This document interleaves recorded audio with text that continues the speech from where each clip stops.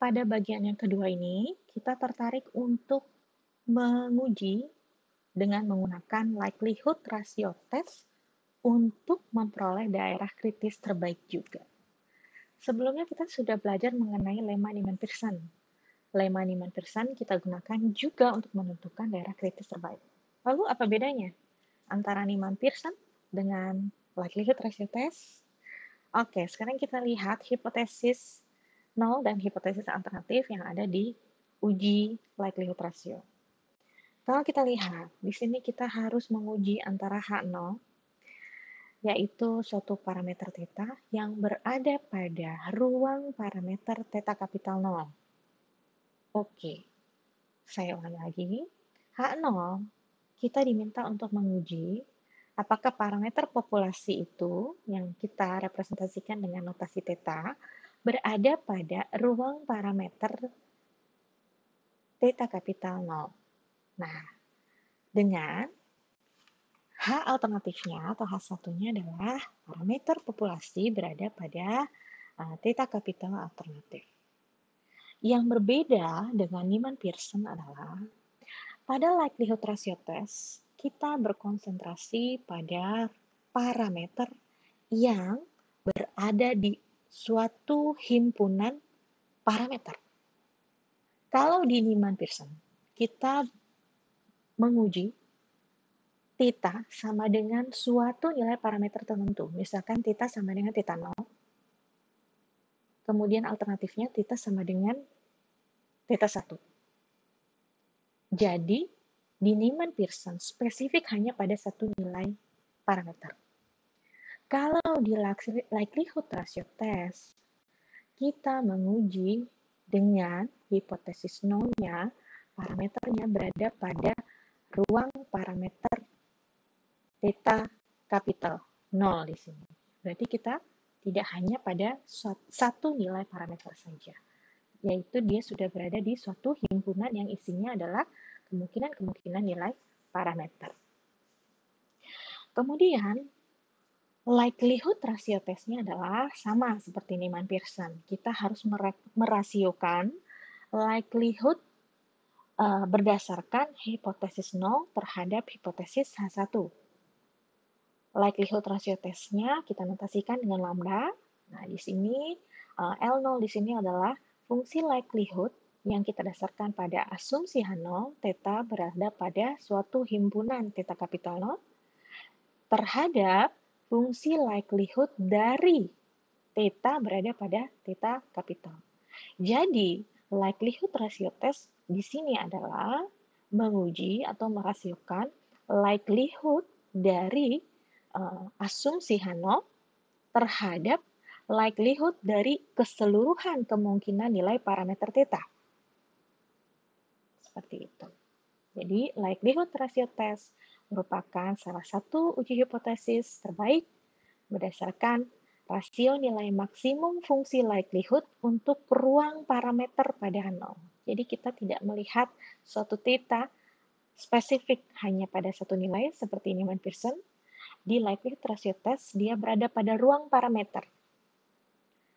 Kita melihat rasio nilai maksimum fungsi likelihood untuk ruang parameter pada H0, yaitu L0 bintang di sini, terhadap nilai maksimum fungsi likelihood pada ruang parameter keseluruhan.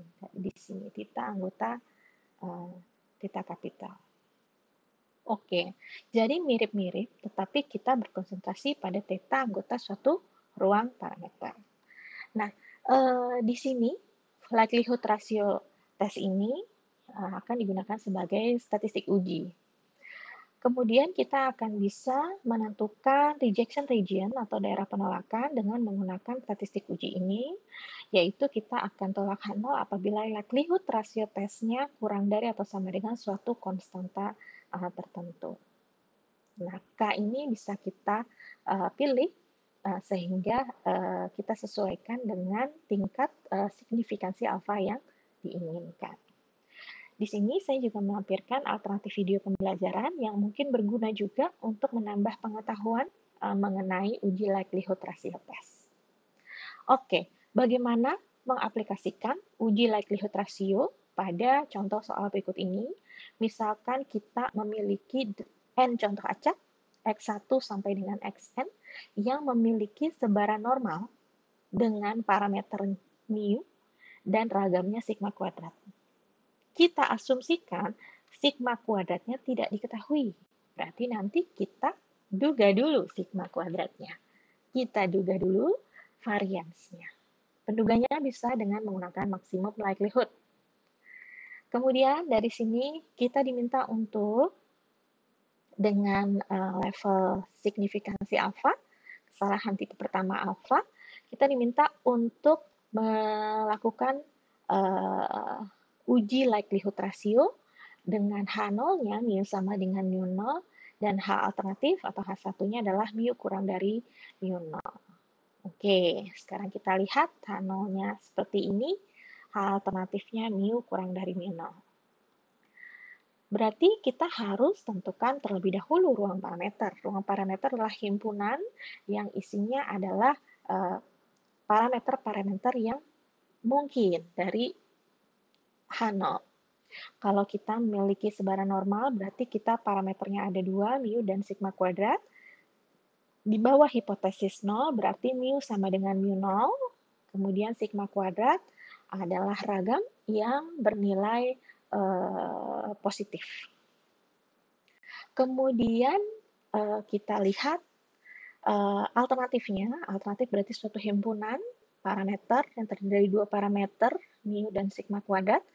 Tapi di sini kita di bawah asumsi H alternatif, yaitu mu-nya kurang dari mu 0 dan ragamnya adalah bilangan real yang positif. Kita tahu bahwa fungsi kepekatan peluang dari sebaran normal, karena kita memiliki contoh acaknya normal, yaitu seperti ini.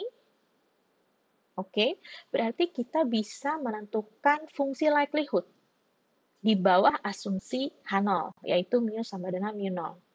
Fungsi likelihood-nya adalah dengan mengalikan fungsi kepekatan peluang dari masing-masing contoh acak, sehingga kita peroleh fungsi likelihood-nya adalah seperti ini. Oke, nah sekarang karena di bawah asumsi H0, berarti mu kita substitusi dengan mu 0. Oke, kemudian kita juga menentukan, kalau di sini sigmanya masih tidak diketahui, ragamnya masih tidak diketahui, sehingga perlu kita kita perlu cari terlebih dahulu penduga dari sigma kuadrat. Kalau kita ingat, penduganya bisa kita peroleh dengan maksimum likelihood, yaitu dengan memaksimumkan fungsi likelihood, kemudian kita cari, kita turunkan terhadap parameter yang ingin kita ketahui dan kita samakan dengan 0 turunannya. Oke, kemudian kita cari terlebih dahulu fungsi ln dari likelihood-nya seperti ini masih di bawah asumsi H0. Mu sama dengan mu 0, kemudian dicari penduga untuk sigma kuadratnya, sehingga penduga dari sigma kuadrat di bawah asumsi hipotesis 0 adalah seperti ini. Oke, berarti kita juga bisa menentukan fungsi likelihood di bawah asumsi H alternatif. Oke, kita selesaikan terlebih dahulu karena kita sudah memperoleh penduga dari ragam, maka kita tentukan likelihood di bawah di bawah asumsi H0. Jadi kita ganti di sini mu dengan mu 0 masih sama, kemudian kita ganti sigma kuadrat dengan penduganya. Oke, sigma kuadrat dengan penduganya. Maka kita peroleh fungsi likelihood dengan penduga ragam sigma kuadrat di bawah asumsi H0. Oke, secara konsep yang sama, kita akan memperoleh alternatif hipotesis, yaitu kita akan memperoleh fungsi likelihood di bawah asumsi H1 atau H alternatif. Tetapi kita tentukan terlebih dahulu penduga ragamnya. Penduga ragam ditentukan sama seperti sebelumnya dengan menggunakan maksimum likelihood estimator.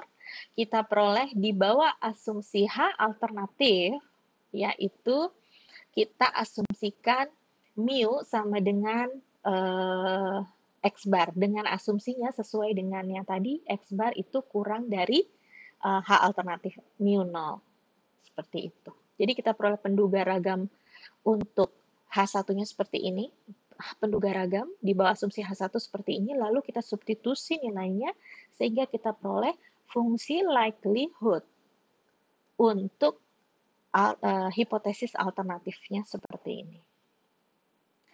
Uji likelihood rasio berarti kita membandingkan atau merasiokan likelihood di bawah asumsi H0, ini adalah pembilangnya, dibagi dengan fungsi likelihood di bawah asumsi H alternatif. Sehingga kita memperoleh likelihood rasio tesnya adalah seperti ini.